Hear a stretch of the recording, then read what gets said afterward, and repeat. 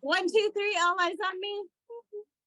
Right now we're gonna we have Dr. Payne Stone with us. She is a local psychologist, and she specializes with working with children who may have big emotions, big feelings. And she's gonna kind of give us some tips, tricks, and then maybe a different way of thinking about things. So I'm gonna let her take over from here. All right, hello everyone. I'm so happy to be here today. Hello. I want to make sure I have like a plan actually, but I want to make sure it speaks to what you're dealing with in your room with your children. Okay, so if I can give you a lot of information and you do. That's not the type of kid I work with. Why am I here? Not the way you get information, but I want to give you information that hits the children that you're working with and give you the skills that is best for those that population. Okay, so Very good. Right. So I'm going to just give you a little bit of my background, really short, because I want to kind of get in. I want people to think, okay, this is the behavior that I struggle with. This is the behavior I struggle with. This is the behavior I struggle with. So I can give you the best intervention for those behaviors. All right. And then we can talk about follow up after that. Make sense with everyone? Everyone's good with that? Okay. So a little bit about me. I'm a Howard University girl, very proud of that. Went to get my master's at Columbia University, said I wanted nothing to do with children. I said, whatever you do, don't put me with children. So where did I get placed? A high school. I was like, this is ridiculous, right? Worked there for a week and absolutely fell in love with children. And I was in one of the worst high schools that doesn't exist anymore in New York. It's a really bad high school, but I fell in love with working with those teenagers, right? Since then, I worked in many alternative schools in Wilmington, as well as inpatient hospitals. You might be familiar with Belmont Hospital in Philadelphia. And my internship, 2 of my internships were there, where I ended up doing my dissertation. My dissertation is based on children that are acting up and, as we would say, maybe 10, 15 years ago, need to be restrained. Okay. The kids who are kicking, screaming, biting, causing $10,000 worth of damage at 4 years old. It's a true story. Right. And so we were able to get this hospital from a lot of restraints, I won't say the number, you can read my dissertation, to a lot less. All right. And actually at this point, they're at 0 restraints in an inpatient hospital setting. So that's the worst of the worst of the worst. Okay. So we say all this to say, right, there are skills, there are interventions that we can use, some that kind of sound a little weird. So I want to explain why we do them, right? Some that kind of just make sense. Consistency is important, right? And we'll talk about how we can implement this for each of the children that we're working with. All right. So that question I asked earlier, does anyone have an example of a child, maybe even their child, right? That they're struggling with and they need some help with? Yes. We have a child in our class who has progressively become a worse fighter over time. In the beginning, it was strictly out of anger or provoked, and now it's just whenever, wherever, doesn't necessarily have to be provoked. Now it's just all the time. Age, do you mind? And no more information. Between 1 and 2. Okay, thank you. Yeah, almost there. Yeah. Okay. So typically behaviors, right, only happen because they have a function, right? Are people familiar with this somewhat? Okay. So any behavior a child is doing, it's because it's meeting a certain function. I'm wondering, right, how originally when they first were dealing with the children, that child, right, how they tried to get them to stop. Normally, can I use you as an example? Yeah. Normally we'll tell them, stop doing that, okay? Don't do that. Fighting's not nice, okay? The issue with this is that it provides it with a lot of attention, okay? And 2-year-olds, especially 1-year-olds as well, but 2-year-olds especially love attention. So if I know I can get all this attention for not saying not to bite, right, I'm going to get a lot of attention. So I'm going to give you 2 to 3 skills to use with this child, and I want to see if this will help you. And I'm also going to give out cards so you can contact me later as well, okay? So the first thing, we never want to tell the child what we don't want them to do. And everyone's like, what? How are they going to know? Right? Now, it's okay if we told them once or twice, but the truth is, if we keep telling you, don't bite, stop biting. Why are you biting? Don't bite me anymore. Does that child know not to bite? No. So they're gonna Yeah. keep doing it because they're getting attention, right? But they probably know they're not supposed to bite. Does that make sense? So they know like that's not what they're supposed to do, but it feels good. I'm getting attention. You're looking at me. If I got 5 kids here and I bite, I'm getting the first person to get the attention, right? Sally in the corner who's raising her hand nice and quietly. We're not going to focus on her. We're going to focus on the person biting. Does that make sense to everyone? Tell me if it doesn't. Okay. So we only want to give language to behaviors that we want to see happen. All right. Now, biting is one of the hardest ones, right? Because if someone is, someone's sitting down, right? Sitting down, I could say, great job, positive praise, sitting in your seat, right? But if someone is standing up, right, I can ignore that. But it's hard to tell them, great job, not biting, because then what are you really doing? Yeah, so this is where it gets a little tricky. And I'm going to ask you some more questions about your kid. What we have to do is praise them for the good behaviors that they're doing that is meeting the function that biting is meeting. Does that make sense? I know that's confusing, but say it over time. We have to give them positive praise for whatever function they're doing, whatever else they're doing, that's positive. So originally, why do you think that child was biting? Attention, trying to get what they want, trying to get away from something. Attention or potentially boredom, like getting a little too uninterested in something. It's sometimes language. You can communicate in a way like. I got a couple things. So I got language, I have attention. Like him trying to communicate, right? So like if someone took a toy, maybe he doesn't have that language to say, that's my toy, and so his way of communicating. Okay, so for that one, I'm gonna get these two for that one. Whenever that child says, I want my toy back, even if he's like, I want my toy back, we would say, great job using your words, right? We're like, great job using your words, right? Because that's the function, if it's communication, right? So we would praise that behavior. Does that make sense? Now, when they bite, this is a hard one. Biting is hard. We all know, right, that we push in, not out. Somebody bites us, we push in, not out, because you'll lose skin. Push in, not out, right? You have to give it the least amount of attention possible and move away. And we could talk about some other, I don't know what exactly, some of the other resources are as well, but the least amount of attention. Now that's a hard one because they're biting. But That if he hurts. bites another kid, you just take it. So that's going to be a little bit different. I'm talking about for an adult. Okay. That's going to be a little bit of a different situation. So for an adult, because the kid's not even going to know how to actually handle that. But for us adults, as much as we can, this is difficult, right? And I'm not saying anyone should be bit on their job. I'm not saying that. But the truth is, when you're in certain situations, right? I can't be an impatient and say, oh, I don't want someone to curse at me, right? Because I'm impatient, right? So you change what's going on. So for us, we push in, right? Whatever the medical thing is for the biting, how deep it is, you need to do that as well. And you want to give it the least amount of attention, right? Because if you give it a huge attention, it will increase. So I used to have a client at one of the places I used to work. They used to always get naked. She's 12. Every time it was time for school, she got naked, right? She'd run around naked. Everyone, right? All of the attention, right? So we had to create a scenario where there was no students there at that time, literally where adults were. And then when they put clothes on, we praised it. And the behavior went away in 2 weeks, right? But if it gets a lot of attention and gets them going, it will continue and it will get worse. And the worst thing you can do is to start ignoring something and then stop ignoring it. Okay? Because when you start ignoring, you're engaging in extinction first. So that means that behavior increases and then it will go away. But if you start ignoring and then you give it attention, all you've done is raise their bar. And you do not want to do that. That is when you start getting the kids that are like knocking windows out and stuff, right? That's a high extinction first. Right. So let me take it back to I got to take it back here and then I'm going to take it back to yours, okay?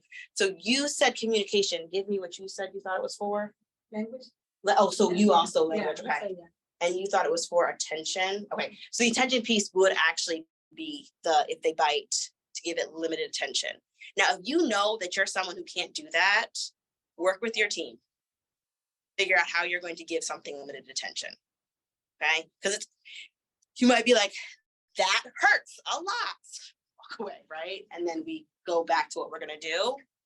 You're human. We don't want you not to be human, but understanding the more you give it, even if you're like, that, it's going to reinforce the behavior. Does that make sense to everyone? So now what do we do for little children? So there's a couple of things we can do, and it also depends on like some of the resources.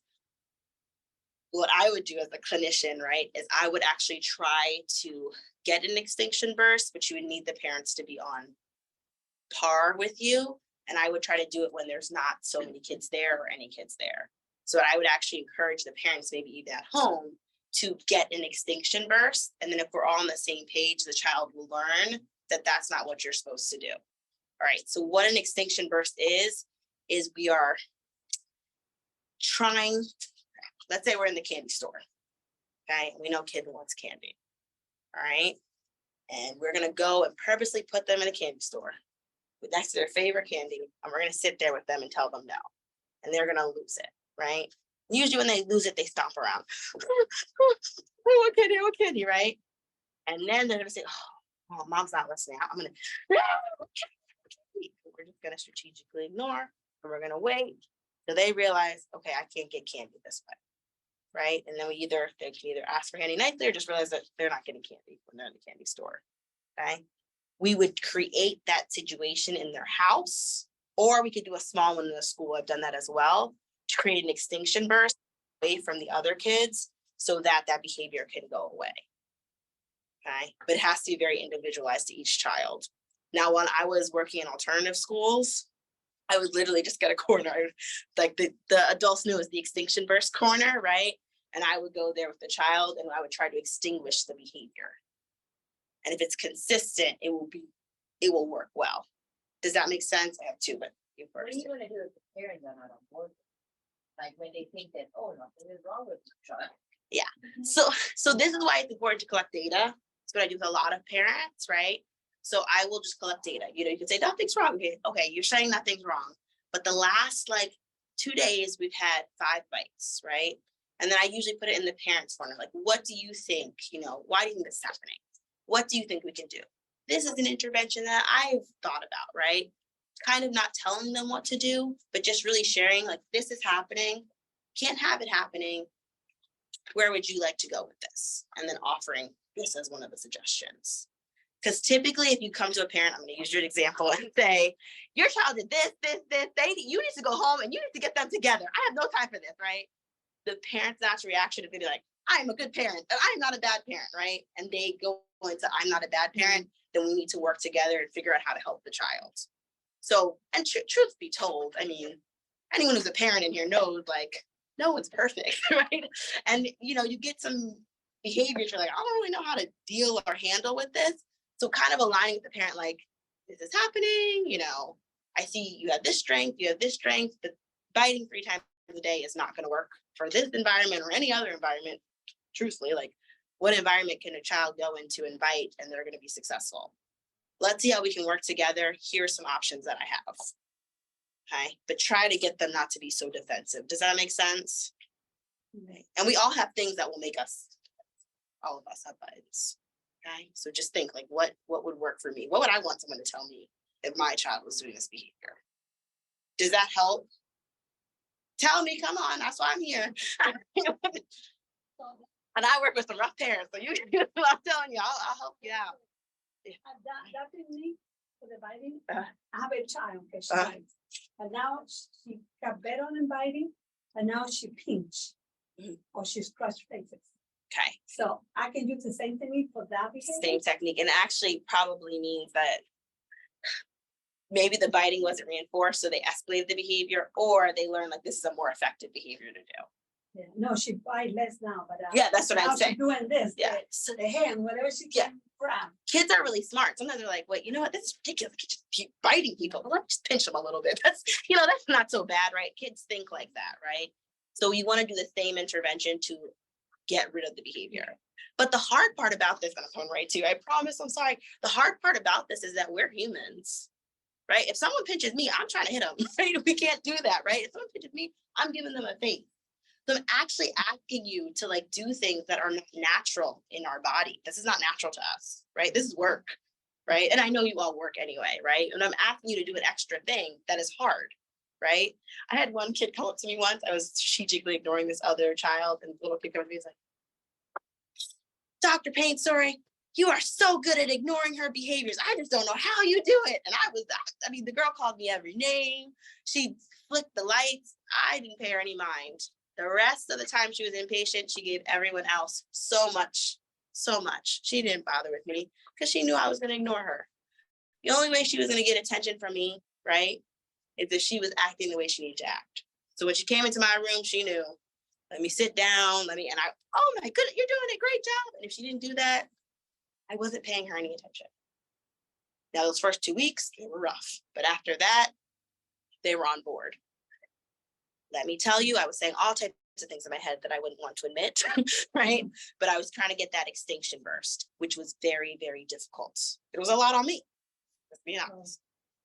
Sorry. So with the extinction burst, so like obviously the behavior comes out. When it's a behavior like biting, how do you like how do you react when it starts to happen? Like you can't really ignore it if they're coming for you or going for another kid. Like you have to react. So it's the monotone. Okay, so you probably can already tell. I'm working with kids. I'm like, yeah, let's go. This is so much fun. If you're doing something that I don't like that you're doing, a big one was people used to climb into the ceilings, coming up all the way. All right, you're in the ceiling. You can't be in the ceiling. I'm gonna let you come out of the ceiling. I'm gonna have to get someone to take you out of the ceiling. All right, and then I would literally get the person. I would tell this, you need to get her up the ceiling. I want this to be the most boring ceiling removal that I want her to be like, let's do math instead, right? Like that's how boring I want this to be, right? Come in quietly. So I'm gonna take your arm off the ceiling or take your out of the boring, monotone, little, and they still cannot avoid if they're trying to avoid something, they still have to do the task that they need to do. Does that make sense? Biting is probably one of the hardest though, because when someone bites you, it hurts. Okay. And say it does not hurt. All right. That's why that's actually like the sooner you could get rid of that one and get an extinction burst, then you would want to do that. How are the other kids reacting if they're biting the teacher? Not them, but the teacher. What are the other kids? Okay. If they see them biting you. Or when it's biting us. Yeah. Oh no, kids really are paying attention. The child bites other children. Mostly. Other children, not the children. But for the most part. But for the most part, it's the other children. Okay. But when it's like, when it is the teacher, it's usually just like me and him standing off the side with the group all doing something. What does the child like? What's that? What is the child like? Like, what are the things the child likes, enjoys? Bubbles. Yeah. Anything else? He likes like his personal thing. Okay. We could use that to our He does like- advantage. he likes the food Oh, yeah. Okay. My roommate said he also likes cleaning and art. Okay. Parents seeing it as an issue or not so much? It's tough to answer that question because like sometimes we feel like mom's really like gung ho, like yes, it's the problem, but then like other days we're kind of like she'll just be like, oh well, it was just because I didn't drop him off in bed. She tries to make excuses, like, Yeah. it's the same child. Who did she find? Was he What angry? happened? Was it Yeah. provoked? Like, doesn't matter. He should. Fine. I also think for the parent is defeated because the child is not biting at home and the child is biting at school. Yeah, so she doesn't really know, I feel, what she's supposed to be doing with a biting curve at school, 2 or 3 a day. And then she's struggling to know, well, how am I supposed to address the biting with like 3 hours? But we went tell the parents, oh, this is bad, huh? He has another older sibling, Yeah, and then that of course he's not gonna do it at home during the year because he has older like. yeah. He's the older one. So you can create a situation, like I've had parents where I said, okay, this is the structure we have at school. I need you to create the same structure at home. Because if you create the same structure, that behavior should technically come out because it's typically the structure that's causing the behavior to happen. Does that make sense? Tell me if it So, doesn't. like, create an activity where the parents are like getting into his space, because normally the child is into his bubble, he's like, right? Yeah. So the parents create an activity where they're in his space, taking his toys, whatever, to kind of provoke the biting on a parent. Yeah, but if we do this, I would want to be a part of it because it has to be done like in a specific way. Does that make sense? I'm not trying to, but it has to be done because it can't be done in a way that's. Yeah, there's like, there has to be like a specific way to do it. So it's not like antagonizing as much as it's just trying to elicit a behavior to extinguish a And behavior. he's about to move up, right? Does that make sense? Yeah, he's about to move up into the class, which is gonna be a transition. Yeah. But it actually, well, it actually might be better though, because you can starting about, they're gonna, the child's gonna test, yeah. The child's gonna test you, but Let me. Yeah. And then if you do, you can start off with the whole, like, you don't give any attention to my no. yeah. Literally. 'Cause So we don't always- excited. Yeah, it actually probably is a benefit. No, he Yeah. doesn't. He's not really. That, good at this class has had a lot of teacher changes within this year, so. Okay, so that's Might have also, affected it as well. And Oh, his yeah. mom's a boy. that, A lot that's- of elements. so if we think about this child, everything that people are telling me, right, it seems like it's a very different structure in the classroom. You're gonna miss your mom if your mom's not there, right? That makes sense to like anyone. It probably actually is getting less attention if mom is not there. And he's young, so it makes sense. When does he switch classrooms? So soon. That's the gaining classroom. Oh, okay. Because it might actually make more sense instead of trying to. I still stand by trying to create an extinction burst, but it might make sense to just create like if we know what the function is, to just give him, reinforce him when he does things correctly and strategically ignore him and see if it goes away. So let's talk about that. What happens if you get bit? Let's talk about it. Just give it to me. Say and what I'm gonna do. Yeah. What happens if you get bit? Let's talk about it. That's important.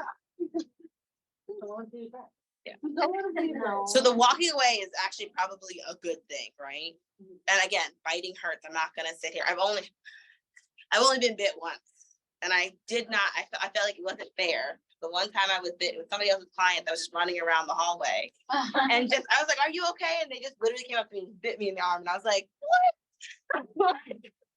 This sitting child, if they're okay in this hallway. And then I could see my fellow intern running. And I was like, "Is this yours?" And it bit me. But I gave it very little attention. They were literally biting me, and I was just like, it was just awkward. Would it be bad to like, if you see them coming to bite you, like swerve out the way, or is that giving you attention? Calmly threw it out the way. Right. And I think that's, yeah. So just, okay. That's enough. And that's actually another very good point. Like I've seen many times where like us as professionals, we're adults, we want to be respected, right? But sometimes we really can just move.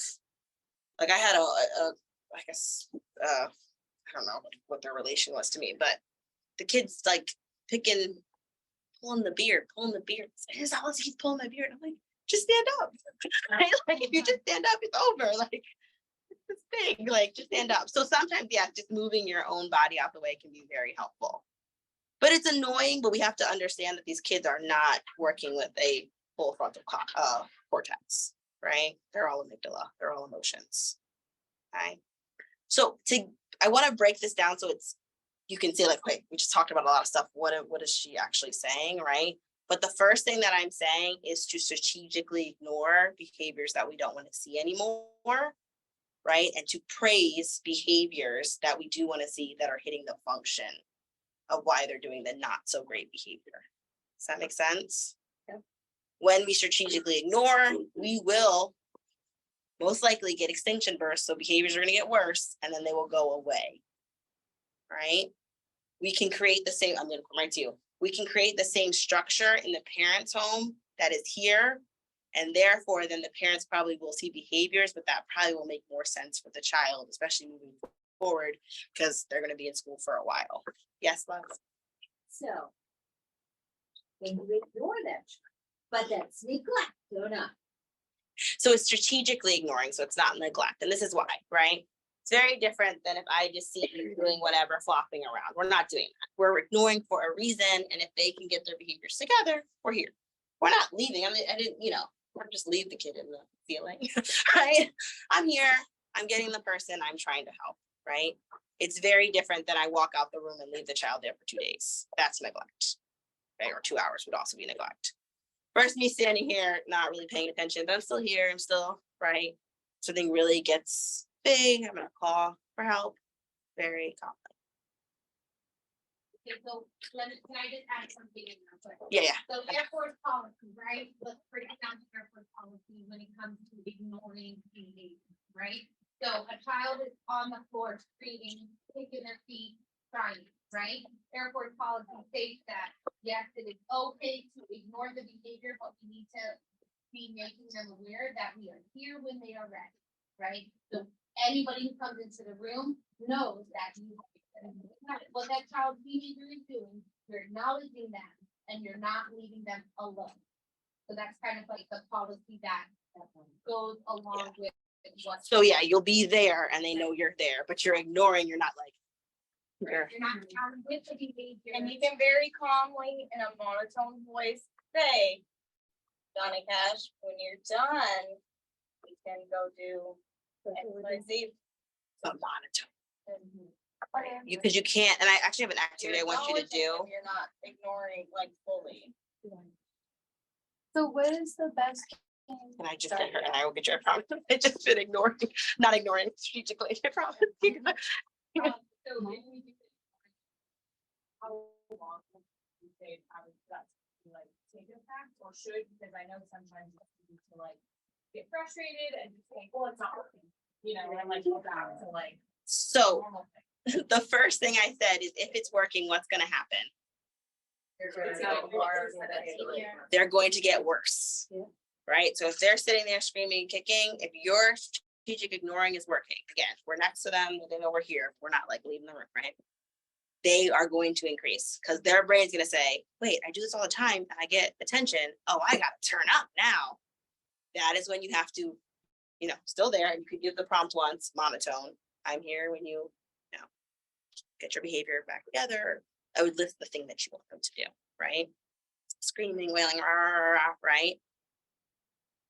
It depends on how long it's been going, right? So if this is a new behavior that child's trying out, you're looking at maybe 5 to 10 minutes. If this is someone who's been doing this for a while, I have had extinction bursts last 3 hours.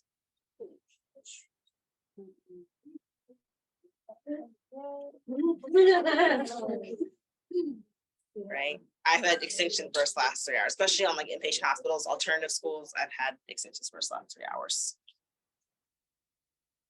But eventually, because we're adults, I'm gonna come right to you. Eventually, we're adults, right? Like it's hard, like the first 30 minutes. Then eventually, we're put my seatbelt in, right? Like we're just riding it out. Okay, so kind of thinking about it like this, like we're supporting this child, right? I'm doing the best intervention for this child. This is gonna help them when they're a teenager. It's gonna help them when they become an adult, right? I'm doing the best thing for them right now, and I'm just. I was telling you, they used to make fun of me because I just had a baby, so I was pregnant, right? And we had an eloper who liked to elope, right? And so the intervention was I'd have to go around with this child, right? I'm 7 months pregnant, monotone. They're running, I'm just monotone running. I'm like, it's such a good workout for my pregnancy, right? I'm just monotone running around with the child, making sure they're safe. I'm there, not too much attention. You know, and they, are you tired yet? I'm like, yeah, I'm 7 months pregnant. The first thing ever. Come on, just go back into school, right? Yes, love. So I'm just wondering, like, what is the best thing to tell the parents of the other children who are getting bit? Beautiful Because they question. get super irritated with us, and I'm just like, I don't know what to tell you. Beautiful question. So the first thing is, right, that we're following policy, right? So I would reiterate, you're following policy. We know this is frustrating. We have a plan. The truth is, you can't share too much about other kids anyway and what you're doing. So I always say, you know, we're taking the correct steps. I can't share everything with you right now. And then I would even sometimes say, you know, but you can speak to my supervisor, and your supervisor kind of take that. Don't take that all on, right? You're already doing the interventions for the children. You're doing your best. Let, you know, supervisors kind of talk to them, but all that information you really can't share with parents anyway. And so I would just be clear and kind about that, like we're doing the best we can do. Okay, parents will get upset. We all know how to handle, and we understand that that's a thing. We would be upset if we were parents, right? But as long as we're doing what we're supposed to be doing, that's really all we can do. Okay? And you don't want to share too much about it, 'cause you'll get in trouble. Hi, I'm on Zoom. Stuff, how do you ignore that's also start figuring your children, throwing at yeah, and sort of throwing it Yeah. in, throwing it in. Yeah. So that's my first thing. So if it's being thrown like in a random corner, we're strategically ignoring it, right? So please, random throwing in the corner, we strategically ignore. I always say, especially in certain settings, certain things you shouldn't have in your room, right? Like, so I even when I used to work at alternative schools, I would go in the classrooms and I'd say, that's not a good idea. That might not be a good idea. That might not be a good idea. So I would also just look at the environment and the safety of it. Like, this is my thing. If you have someone who is a thrower, throws big wooden blocks, is going to hurt somebody, I would potentially take those out. Right now, not the one that I worked at in the alternative school, because I got rid of them because they're not safe. In our preschool, Okay. like, they Right. would want a child who's Yeah. in here. So that might be something you want to, and again, I don't know what the policy is, but that might be something you want to think about, right? If there's an alternative, because that just might save some things. But the actual intervention, couple of things, right? So one, where are the block? Well, I guess it's different in every room. In the block area. It's not like those are being thrown the books. I think anything is useless. Yeah. So one, what is the function? Why do we think the child is throwing the blocks? Mad, right? So that's the good, beautiful. That's the feeling, right? So are they trying to get you mad? Are they trying to express that they're mad? What is the purpose? Trying to get people away? Are they trying not to do something? So they want to get somebody away. What else? Huh? What is it? Frustrated, Frustrated. Okay. maybe something happened. Because the But sometimes it's not even the guts, sometimes it's something happened.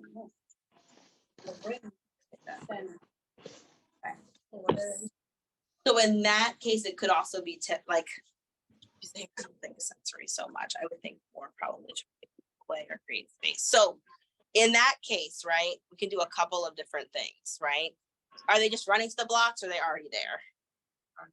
Okay, so they get angry, telling you off, they run to the blocks, and then they start throwing them at the other kids. And what do the other kids do?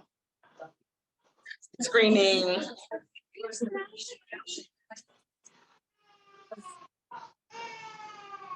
Right, that's a good idea. They've learned a good lesson. Yeah. No, I'm happy that it's. So typically, and I think. Yeah.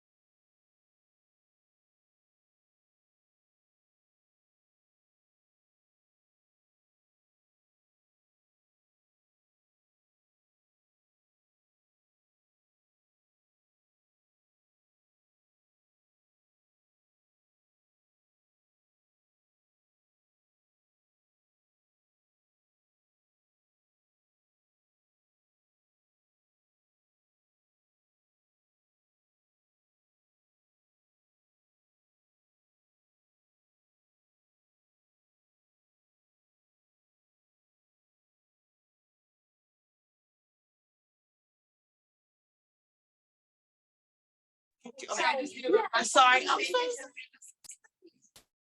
same kid, what would you do about like running on the table, jump to this table, jumping down, he's like a superhero, but he's jumping from table to table, shelves, cat, like everything. I would strategically ignore and give him a different way to be a superhero. So I would literally like create superhero time. Like this is how like, and I've done things like this where I'm like, okay, all right.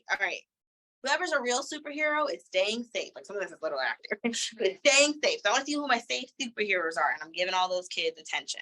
And then I even make like 5-minute superhero time and give like an appropriate superhero activity, right? So you want to just take the attention away from that and give them an appropriate way to do it. Yeah, so we got like jumping blocks to do.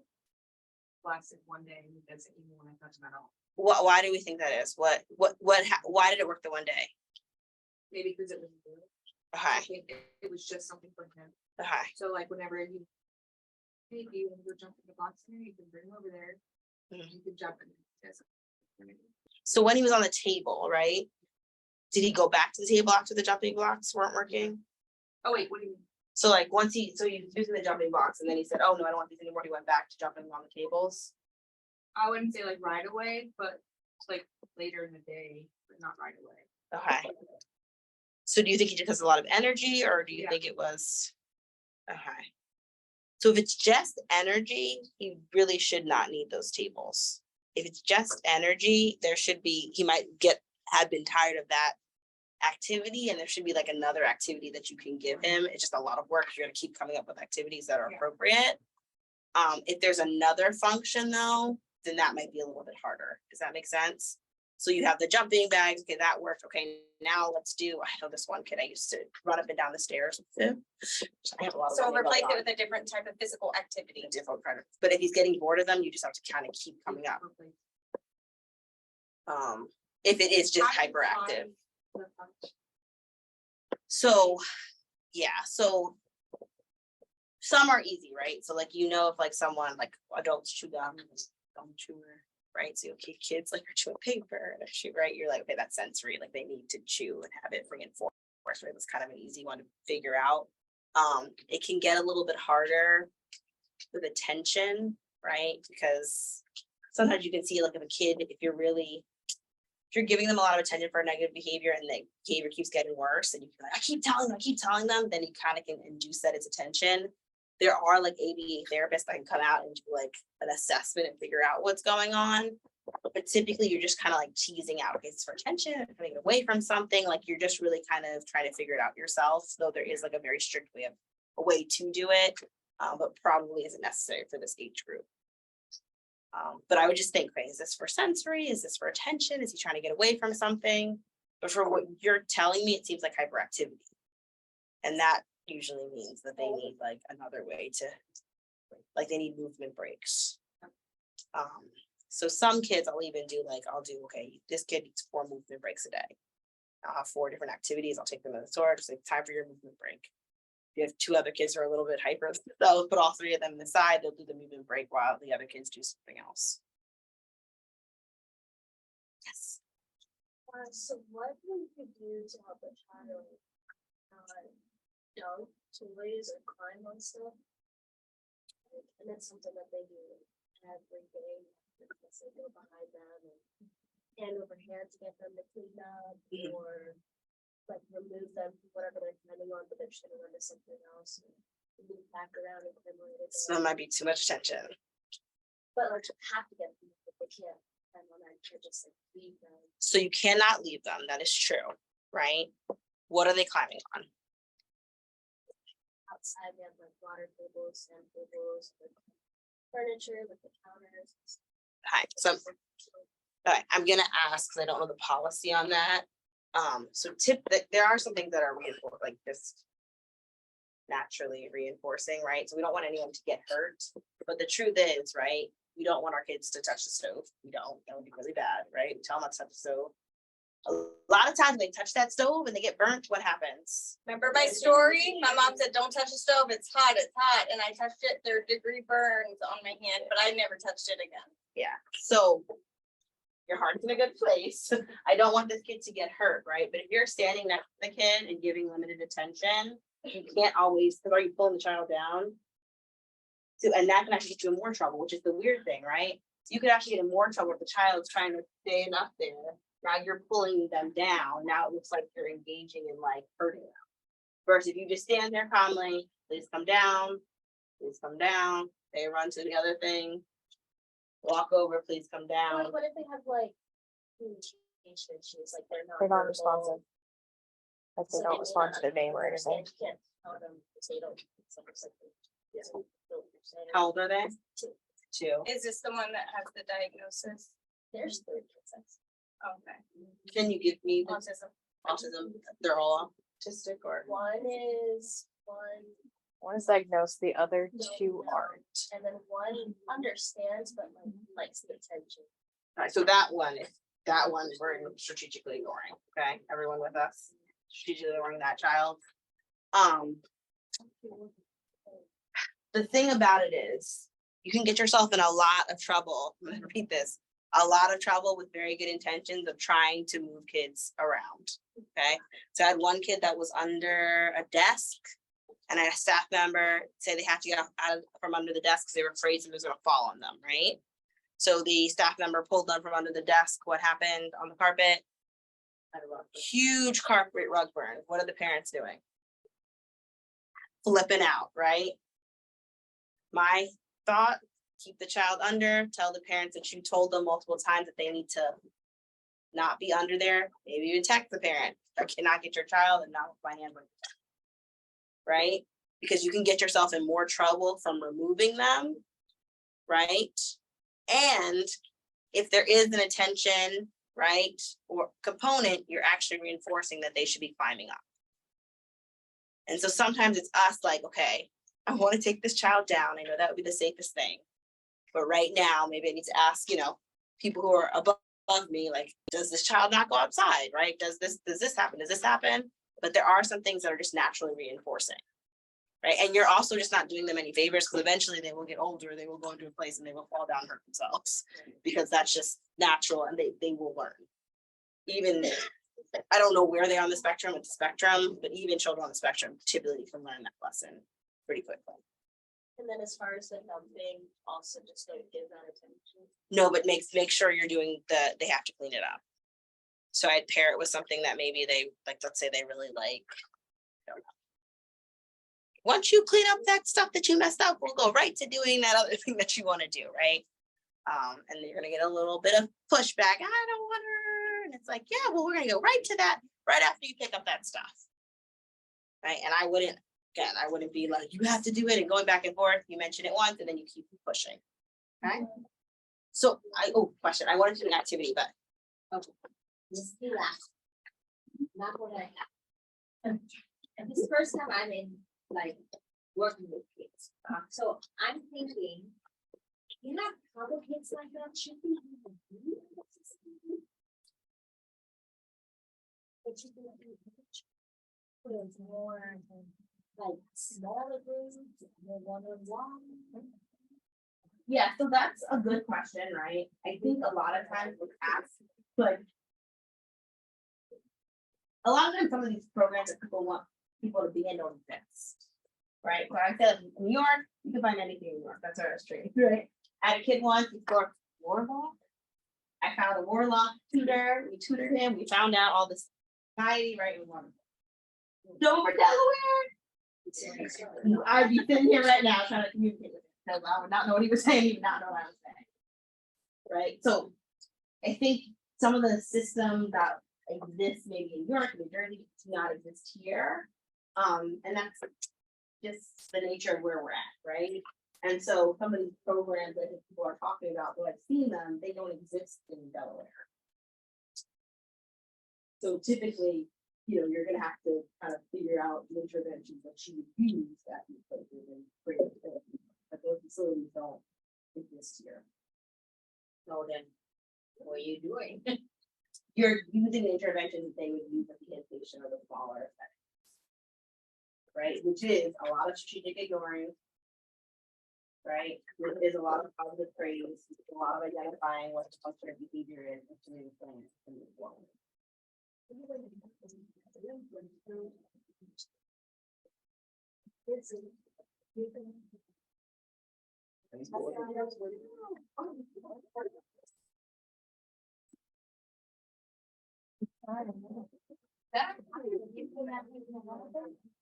So we were talking about how we're so low staff.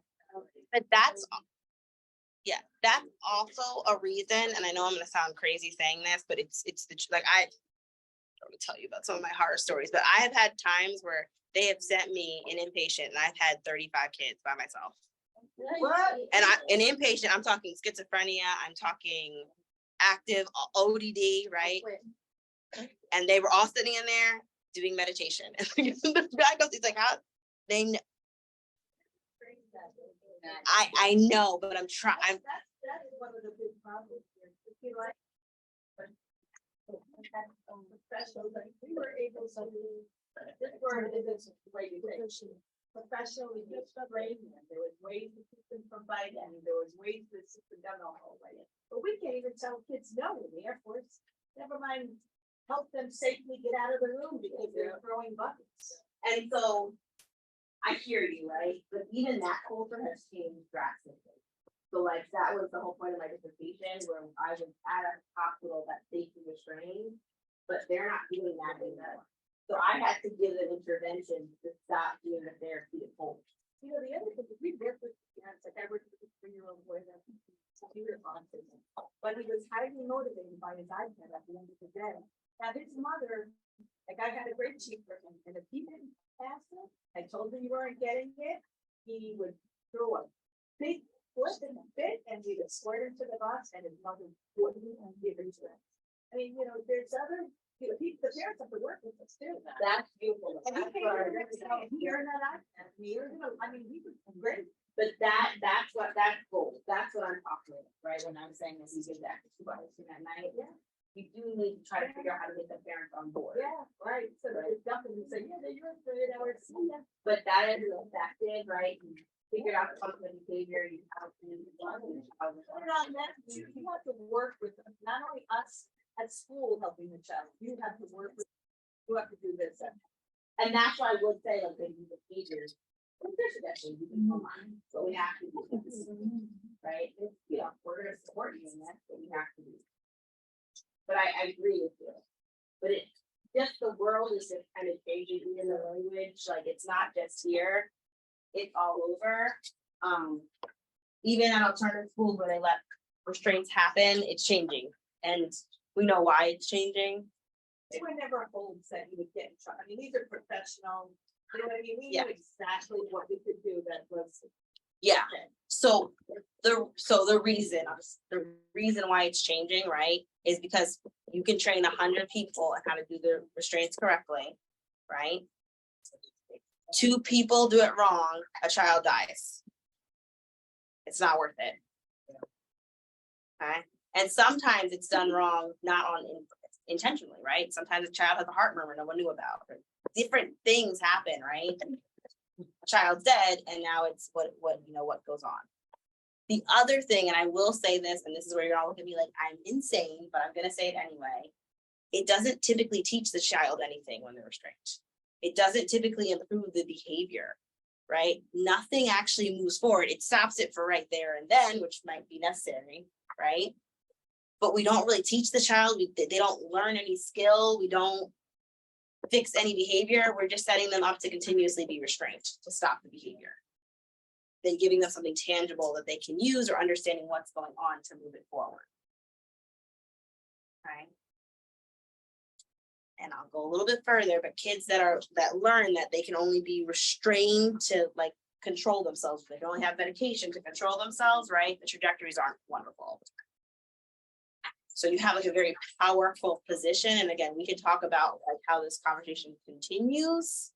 But right now, in this day and age, restraints are not the avenue. Okay? And legally, it's just not the avenue. Yes. No matter how many times we talk to the parents, they're just not going to know. They don't even have the time to watch their own. Okay. I'm a toddler. Our kids have to go to a room that do not have changes in. Okay. They are not on board with us. But helping their children to be potty trained. We are trying our best. The preschool rooms hate us. Because we love them. I mean, they don't hate us. Yeah. Children not potty trained. They have to be away from their group to wipe the child's behind. So I have information that I don't know if it's gonna work with any policy. Maybe we can think about. Sure, we can talk about offline and Let- then get Because I back to have some things that I do, I just don't know how it meshes within. But I do have some things to get some parents on board, a little push, light nights, taps in the light. But let's talk about them, because I don't want to put things out there and be like, well, we can't do this either, right? But I have some things that I think could be helpful. Okay. None of this is easy. I always feel like, oh, you just play with kids all day. Your kids there. This is like, we don't know what to do. None of this is easy. It is, no, that's the truth though, right? None of this is easy, right? It's a calling. You have to actually like kids. I hope everyone here likes kids. My always working with children, right? It's doable. And if you're consistent, you will see the changes, right? But it's a lot. You have your own families, you have your own partners, you have your own kids, right? You have your own emotions, right? So it is a lot for me to ask you then to have a little person acting a fool and act you nicely. Let's try to, strategically ignore. But that's the best intervention for you and for them. Honestly, it is a lot less energy to strategically ignore than to engage into the behavior. It just is. Huh? It's a lot less energy to strategically ignore than to be, do this, do that, do this, come on, no, that's not right. That's a lot more energy than to strategically ignore. I had this client once that wouldn't talk to me for 4 sessions. And my co-person I was working with, like, what do you do? I just all stressed out. I was like, I just sit there and I paint my nails. It's the best time of my day, right? And eventually the child came around and they started to talk to me and we started to have good sessions, right? But we can get talking to me or they're not listening to me or they're not strategically ignore. Calm. You're in control. Okay. So can we pair up into twos? Okay. I want us to pair up into twos. And I want the one person to ask the other person to touch their nose. Okay. The other person, I want you to not touch your nose. I don't care what they say to you. Do not touch your nose. Okay. So I want one person to try to get the other person to touch their nose, and I want the other person to not touch their nose. So.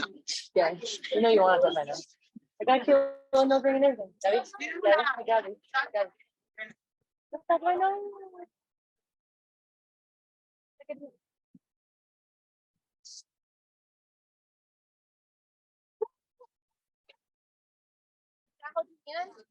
Kind of hold your hand.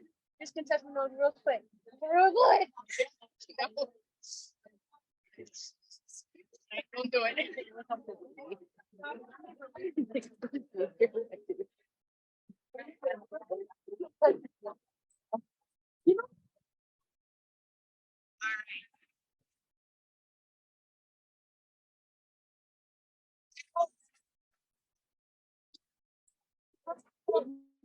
Get a little bit more. Yeah. 1, 2, 3. Gabby did for me. She didn't touch my nose. So now I want you to do the same setup, right? But this time I just want you to ask the person 3 times, touch their nose calmly, and then I want you to strategically ignore them. So move your chair away. Wait, am I trying to get you to touch my nose or touch your nose? Oh, that's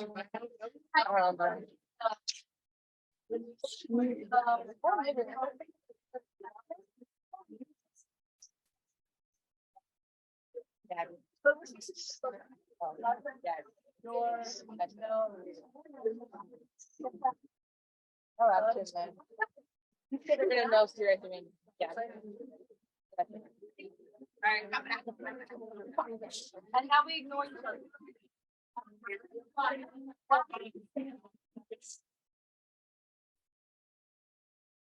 What was the difference, if any? Did you notice any difference? Okay, all right. So I'm gonna, can I do it with you? Okay. Am I coming up here? Wait, we're gonna make sure you're in frame. Go. Okay. Please touch your nose.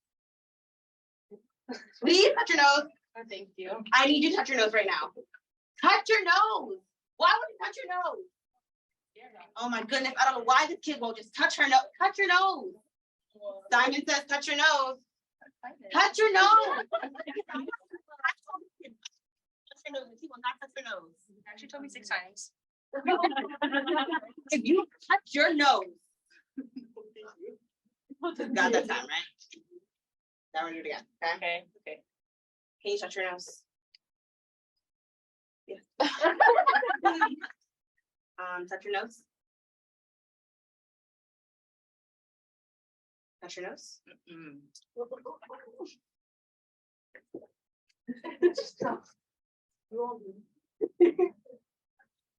So she might never touch her nose, right? What was the difference? None. There's a difference. You walked away. You walked away. You didn't know that.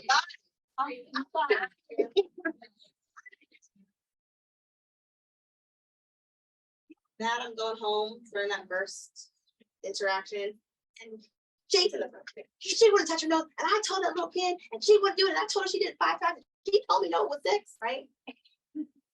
I'm not even in the interaction. We're protecting ourselves too. It's a lot of energy on that one child that they're touching their nose, so that's not what's supposed to be, right? Protect your energy. You should also count to 5 before you ask after that part. So remember to count to 5. Especially if you have a child who has struggles with processing, you want to maybe count to like 10, depending on the child, for each direction, right? But protect, you can go sit down. It's fine. No, you're Thank good. you. But protect your energy. Right? Does that make sense to people? Yeah? So with the touch of, so it doesn't matter whether she touch, she's throwing blocks and we ducking, and so we can let her throw blocks. So what did I say? What did I say? Just walk away. Be monotone. I said be monotone if it's unsafe, right? Right? I said we might have to get the classroom moved Move the majority of the class. So we're gonna to a safer move the whole location. class. to drain the attention. Because then Where she's would a going, safer location be? who is she throwing blocks at then? They're throwing blocks over there. Who is she throwing blocks at if we clear the room? What if they? So typically they don't. I've only had twice where they do. Right? But typically they don't follow. It depends on how upset Because they are. I've had a kid like target me in particular because they were mad at me. And so they followed me everywhere I was going. Throwing, hitting, like that. What happened before that? What was the? I think I told them no, like we're not going outside, something like that. It was like a no situation, but like, hey, we can't do this. We're doing cubby toys right now. Okay. Something in that wheelhouse. It's gonna sound so bizarre, okay? Instead of saying no, just give options. So if they say, and it's just because kids get triggered by no. Okay, so instead of saying, no, you can't do that, say, oh, you wanna go outside, let's do. What if a cubby-" child though is just following you and throwing stuff at you? So it's in that usually, it's gonna depend on what happened right before. Does that make sense? So Yeah. usually by the time you get it to the point where they're like throwing things at you, we're trying not to get to that point. I'm gonna tell you what to do in that situation, but let's try in the beginning to work with that, right? So, and you're not doing anything wrong by saying no. We all heard no, right? You will have 110% better outcome, especially with these little beautiful brains. If you give them like, hey, we can play with magnet blocks, or we can play with. You can say, oh yeah, do it, that's fine. You know what? We can play with magnet blocks, we can do this, and you'll see like, right? Like it's something about, there's literally research on it, something about the word no primes them to then get upset. And If because they're giving so them the little, 2 options is still like outside, Mhm. and you're like, we have to go, and they're still focused on that one thing that they want. go over and play the game, that one of the games that you suggested, Oh, and have so much fun. woo, Bubbles! just ignore what they're. Bubbles, bubbles. Got it. I know it sounds bizarre, but they're not adults, so they're not Yeah. processing the way we are. They're like, oh, well, oh, bubbles, like bubble, okay, bubble, right? They just really usually want to have fun. Now you'll have some extreme ODD, but 1 and 2, that's like pretty unlikely that they would have that extreme of reaction. Oh, the 4 or 5-year-olds. Okay. That's still very unlikely unless there's like an extreme trauma history, and then that probably needs a whole nother intervention. But unless there's an extreme trauma history, you're probably not going to get that to like 12 plus, even like diagnostically. What is ODD? Oppositional defiant disorder. Oh, okay. It could be a bit different, but that should be a lot older. I mean, we didn't really talk about trauma, which could be a whole nother thing, but unless there's like a severe trauma disorder, that should I would suffice. say with our kids, most of our triggers are like, we get a lot of divorces, we get a lot of deployments, So it's really just lack of, they're missing a parent, and that's where behaviors come from. At least with the 1-year-olds, I see it a lot. Like they just, because they don't get it. One day they're there and one day they're not. And to be fair, that developmentally is really like a lot. Even maybe having like a calming corner or maybe talking about it. I mean, they can't understand so much at one, but they can understand like soothing, and we can help them soothe in healthy ways. Oh. I wanted to answer your question. No, your question Oh, from before. oh, If they're throwing actively at you, sometimes you do it to tap out, okay. right? So you might like, I don't know how many people are in the classroom. This is Two. something on like the radio. Two. Like that. Two. You can tap out. No, not really. Not fast. Yeah, protect your body, like usually we have to like. Help me. Because you might just want like a 5-minute just. Reset for the Yeah, room. but I would try to not get them in that. And again, I don't see Yeah. you're getting them there, but see what you can do to try to not, When they get down. right? Because we're all busy. Okay, so you just call and like take a break and not like kind of will reset. Try to see if we can kind of reset that child, but let's try not to get there. Let's try to like in the beginning give them options. Beforehand. It's natural to say no, right? But try not to say no. I literally try not to say no to anyone under 4. I know that sounds I crazy. try to. Well, I can see my grandma looking like, you can't say no to someone under 4. But the truth is, this doesn't always work, right? What if you have a child who is acting as like a secondary teacher, but with their hands? Oh, They just be swinging. you are just a natural born teacher, okay? Let me teach you how Dr. Payne's story does it, and you come here and be my second in line. I use that child. That's my best friend. We're gonna stop the hands. I'm gonna teach you how to do it. Okay, use their strengths. Is the function that we're looking for, that you said that the function. Yeah. What's going on with the child and what's going on in their life?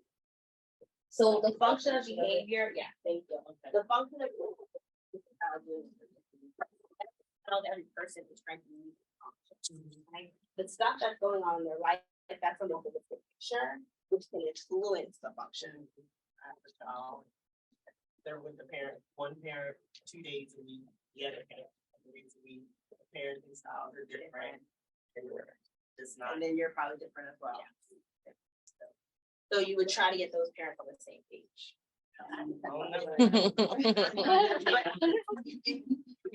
That is usually when it's time to see a therapist or somebody who's in time. No. They probably need a therapist to help mend that. And that also one of the reasons that like helps me work with kids, like all of their behavior, it's not them. Like you're just being they're 1, they're 2, they're 3, they're 4, yeah. But you know what I'm saying? Like kids that little, like 6 and under, that's not them. That's just what they've been through. Right? They're just. What did you say about something about a 12-year-old? So, because there's different diagnostic criteria, right? And typically those children that are really young don't fall into that. But I was saying if you saw, ODD, oppositional defiance disorder, you would usually see that more in an older child presenting with that. And that's a whole nother ball game. But they don't listen. Like their favorite food can be pizza. You give them pizza and they're like, F your pizza. Oh. And you're like, but you love pepperoni.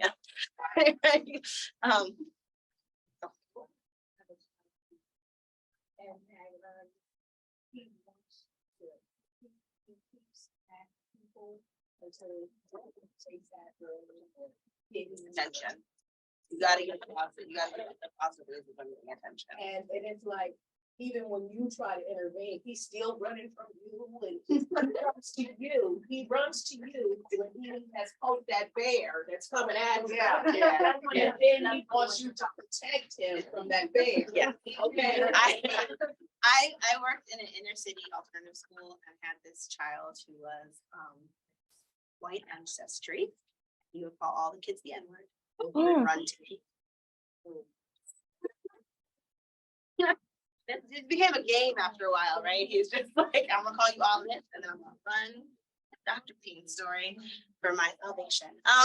So, right? So this kid's a little bit older, so I can have a little bit more of a conversation. And like, I had to go to, on vacation for a week. So what are we gonna do? You know what I mean? Like, there's natural, find positive ways to, and I almost want to like sit with each one of you, because I feel like if I could sit and give more specific advice, it'd be helpful. But like specific advice, like, because if I could see the kid, I could say, okay, they need this, and this, right? And those are the things to give them positive attention. Also, they might be seeing some of that at home, right? Because if they're doing that, that sometimes to me triggers that a parent might antagonize in a similar way to get attention, or maybe another sibling or a cousin or something that they're around. So you want to provide positive ways to get attention. So you could do the leadership thing, right? Make them a leader and try to curb that behavior. Did you hear me saying that he beats you for no reason? Huh? Did you hear me say he beats you for no reason? Just walk past you and pop you upside the head and back him open. Do you understand what I'm saying? And you want him to be a leader? Yeah. If you do it, you make him a leader, that will be your biggest accomplishment. You'll be like, look at this future CEO that I created, right? Remember me It's when the you got all your truth, money. right? But it's not easy. And some of it is managing our own frustration. Because there's plenty of days that we get out of bed and we're like, I don't want to go to work today because I can't do this. Right. Right? And then one behavior, okay, can you handle it? 2 okay, 4, 6 behaviors, I can't do this right now, right? So it's a lot of us managing ourselves as well, which is really hard. Really, really hard.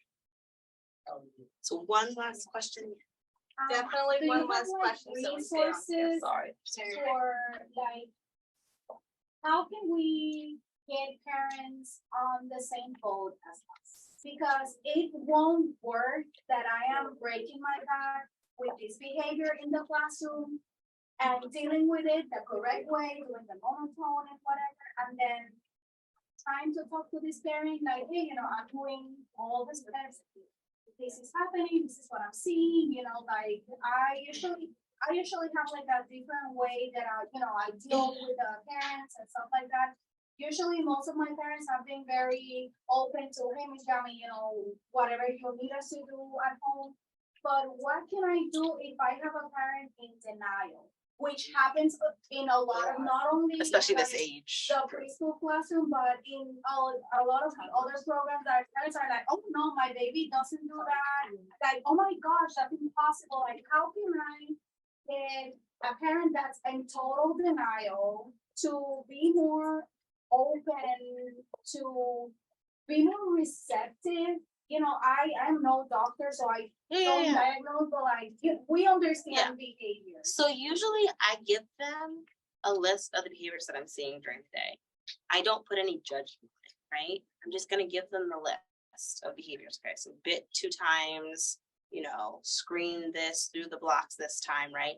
And I say to them that I have some ideas of what we can do, but what are your thoughts? What are your thoughts kind of seeing this? And you will get, my baby would never, well, do you think I'm not telling you the truth? Like, is there something with our relationship, right? Eventually they will come around to kind of be like, okay, this is what is happening in the classroom. Let's make a plan and work together, right? Because you don't want to get in a power struggle where it's they do this, no, they don't do this. Yes, they do this, no, they don't do this. So just what happened? How can we work together to work through this, right? So let's say I try the list thing. Yeah. How often? Every day? Oh, I do it every day, very positive. So I will send, okay, this is what I saw today, just checking in with you, because I really want, you to kind of know what's going on in the classroom, and I want us to talk about it. All right, next day, here's some more things that I saw. It's a lot of work up front, but it's kind of better because parents get really irritated, at least in my experience, if you tell them like they've been doing this for 3 weeks and you haven't told them. So I think sometimes that too, they feel blindsided. And I think sometimes we have a lot of pressure, like we gotta control this, like we gotta keep it going. Just tell them, as it's happening, especially if it's pretty severe. This is piggyback. Yeah. On that list though, would you suggest also putting some positive things that the child is doing? Because as a parent with a difficult child, every day I'm seeing a list of what they're doing wrong, I would probably just put it up. So you can sandwich it. That is a technique. You can sandwich it. I'm not opposed to sandwiching it. I do try though to like make sure that I'm being encouraging, like my spirit, if that makes sense. while I'm giving them this information. So it's not, and this is my style, right? So I'm not just like, they did this, right? It's like, I want to work with you, but this happened today. I want to work with you, but this happened today. There are plenty of clinicians and teachers that will do, this was good, this we need to work on, this wasn't good. I have no issue with the sandwich. However, just knowing, right, and there's a lot of research the sandwich is good. However, knowing that if you're saying that there's a behavior that's really you want to work on, you want to make sure that you are emphasizing that these behaviors need to be worked on. Does that make sense? Yeah. So no But issue you- putting, You do kind of sandwiches, you just gave an example of how you sandwich it, right? yeah, I really wanna help work on this, here's the yeah, you behavior, can do it, yeah. what do you think we can start doing? Yeah. You did sandwich Yeah. it. I'm saying like a positive, sometimes I'm just like, they have strengths, right? And I don't minimize that. You want to say the strengths, but I want them to know like this is serious. But sometimes when you go to them with that, then they report you to your supervisors that, oh, I see him, she doesn't say anything else to the other parents, but every time I pick up, it's something new with him. And then it's okay. You know what I mean? I know that's not like, it's not fair, but okay, they reported, I can help the kid is not doing what I'm doing. Right? The other kids aren't doing the same thing. I don't understand why you're telling me and I watch other kids pick, parents pick it up and, but no one says anything to them. And that's deflection. That might need some other things as well, but that's deflection and people. No one wants to feel as though they're a bad parent. There's sometimes no one is a bad parent, but you might need little different skills. We got different kids. Okay, so No, really, really quickly. You know it, but don't you see, feel that there's just a little bit too much technology that the children are engaging? That make them the way they are? So the truth is technology is impacting how children are acting. Yes. Is that gonna change? No. It's just gonna keep more and more and more technology. So we have to learn how to move and groove with it. Because it's not gonna change. So is it impacting? Yes, but every new thing that comes out, it's not gonna, yeah.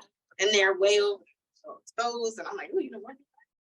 Right, so it's just, She's gonna leave me with a stack of business cards to give out to parents, and I'm going to continue to use her as a resource. Because I'm very happy that she responded back to my packetable email. But I do appreciate you taking the time to come and speak with us. I totally appreciate everything. teaching can bring on all of you. I will walk you back